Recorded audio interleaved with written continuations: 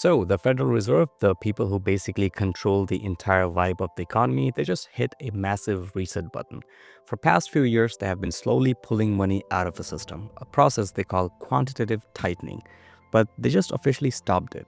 They basically looked at the economy and said, okay, we're done shrinking the money supply. Let's see what happens if we cut it loose again. So if you have been wondering why your savings account feels like it's losing power, or why the stock market is throwing a massive party while normal people are just trying to survive, well, this is exactly why. The rules of the game just changed again. So today, let's break down this 2026 money reset, why they actually did it, and exactly how it's going to hit your wallet. Starting with the money printer and the vacuum. To understand why this reset matters, you have to understand how we got here. We need to go back in time a little bit. Imagine you have a giant vacuum cleaner. For the past few years, the Federal Reserve has been using that vacuum to suck money out of the economy to try and stop inflation. That's what's called quantitative tightening, or QT. They wanted to make money scarce so prices would stop going up. But before the vacuum, there was the money printer. This is what they call quantitative easing, or QE. Think of it like this. Imagine you are at an auction for a rare vintage car. There are 10 people there and everyone has about $50,000 in their pocket. The car will probably sell for around that price, right? Now imagine a billionaire walks into the room. The billionaire does not even want the car. They just want to make sure everyone sees them buying things. They start bidding at $200,000, $500,000, or $1,000,000. Suddenly, the price of that car and every other car in the neighborhood goes through the roof. That's what the Fed did during the pandemic. They walked into the market with trillions of dollars, literally trillions of dollars, and started buying up government debt and mortgage bonds. They injected so much cash into the system that the price of everything from houses to stocks exploded. By the time they stopped it in early 2022, their balance sheet, or their bank statement, had grown from around $4 trillion to almost $9 trillion. To give you an idea of how much money that is, if you spent $1 every second, it would take you about 285,000 years to spend $9 trillion.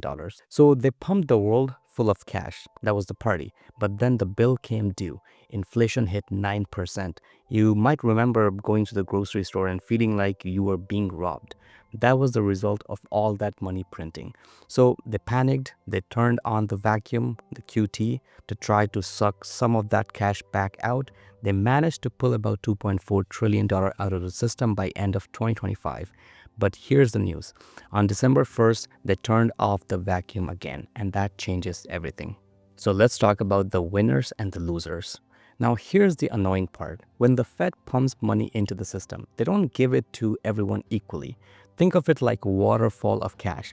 The rich people are standing at the top of the big buckets, catching almost all of it. We are standing at the bottom, just waiting for a few drops to fall on us. This creates a K-shaped economy. Imagine the letter K. One line goes up and one line goes down. The line going up, that's for people who own assets. If you owned a house or big stock portfolio in 21 or 22, you were winning. You woke up and your house was suddenly worth 15% or 20% more than it was last year. Your stocks were hitting all-time highs. Why? Because the Fed made borrowing so cheap that everyone was throwing money at assets. But then there is the line going down. That's for the average person who works for a paycheck. While the rich were watching their portfolios grow, you were watching the price of a gallon of gas and a bag of groceries double. Your wages might have gone up a little bit, maybe 3% or 4%, but they did not go up as high as 9 or 10% to match the inflation. In fact, if you look at the math, most people were actually getting a stealth pay cut. If your boss gives you a 3% raise, but the cost of your life goes up by 8 to 10%, you aren't 3% richer. You're 5%, 6% poorer. You're working just as hard, but you can buy less stuff. This is a total head trip. You look at your bank account and the number is bigger than it was 5 years ago. But when you go to buy a car or pay rent or book a flight, you realize that money is basically monopoly money right now. You can't use it anymore. This is the system working as intended. Inflation and asset inflation are designed to help people who hold debt and assets, and they crush people who hold cash and rely on wages. And by turning off the vacuum on December 1st, the Fed is signaling that they are done protecting the value of your cash. Now, if this is making sense so far, you will probably like what I talk about on this channel. I try to peel back the curtains on these weird economic terms so that we can actually understand how to protect ourselves.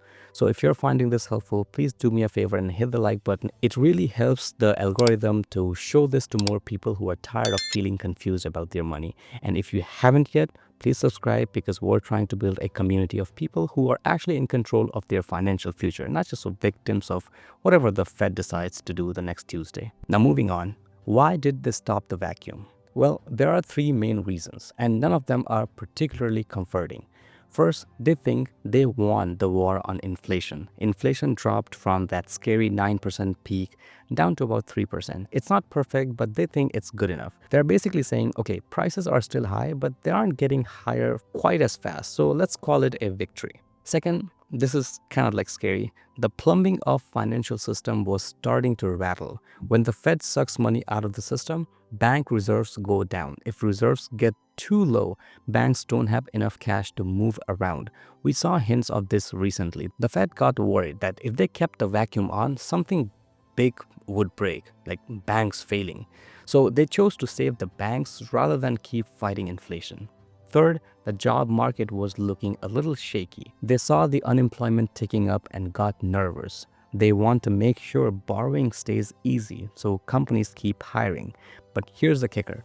They didn't just stop the vacuum. They introduced a new tool on December 11th called Reserve Management Purchase, or RMP. Now, they're gonna swear up and down and say that RMP is not same as the money printer or QE. They will tell you, oh no, QE is long-term bonds. RMP is for short-term treasury bills. Totally different. But let's be real. It's a distinction without a difference for you and me. Both of them involve the Fed creating money to buy government debt. Both of them expand the Fed's balance sheet. Both of them inject liquidity into the system. It's like if I told you I'm not eating cake, I'm just eating sweetened bread with frosting. Okay, sure, but the result is the same. I am getting a sugar rush. This RMP is their way of sneaking liquidity back into the market without calling it a bailout or a stimulus. It's a way to keep the party going for the banks and stock market while telling the average person that they are still fighting inflation. Which brings us to the next point, the political wild card. Now, let's sprinkle a little bit of chaos on the top of this already complicated sandwich, politics. Technically, the Federal Reserve is supposed to be independent. They aren't supposed to care who the president is. They're just supposed to look at the data. But we all know that's not really how the world works. The current head of the Fed, Jerome Powell, has a term that ends in May 2026. That is right around the corner. And we know that there's a lot of pressure coming from the political world to get the interest rates down.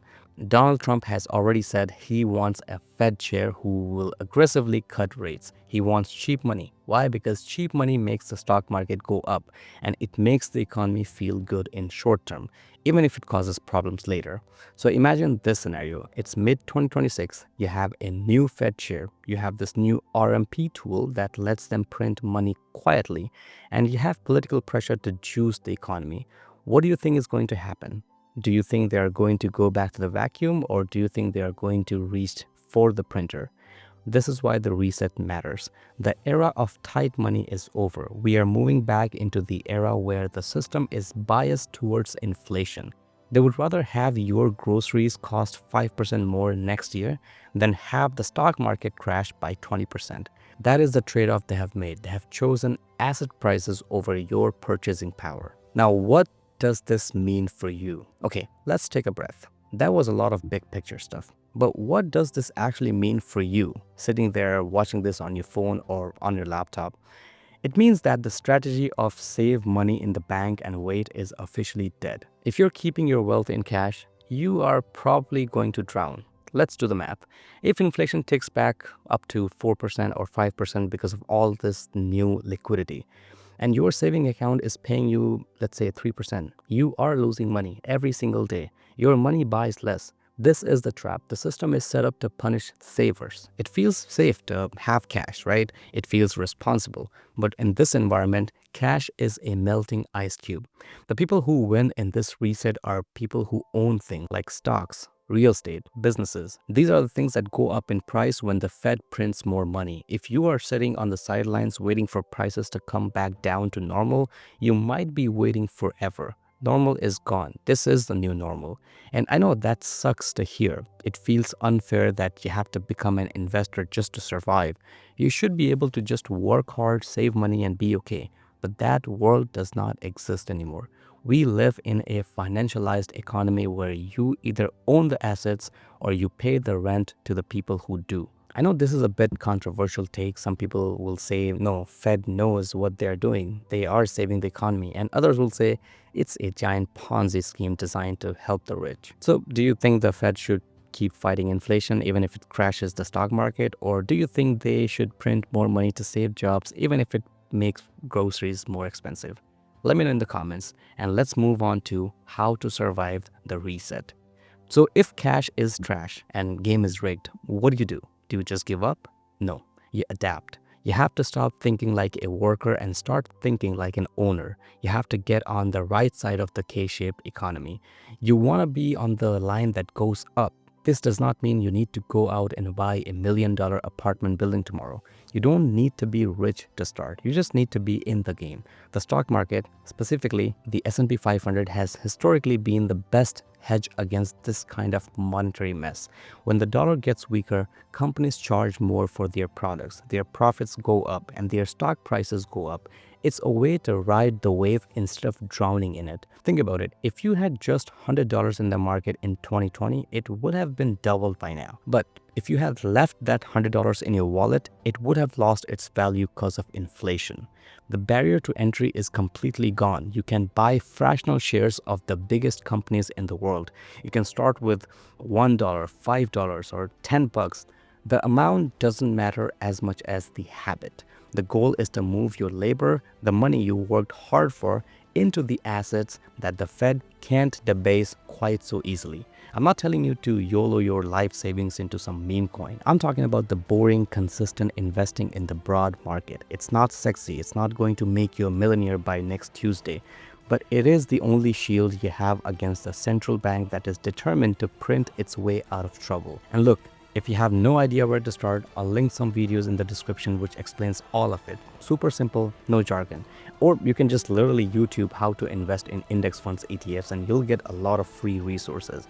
I don't care where you learn it from, but please learn how to invest. It's not optional anymore. The reality is the reset has already happened. The Fed has shown their hand, they blinked, they looked at the possibility of a recession and said, no, we're turning the liquidity back on.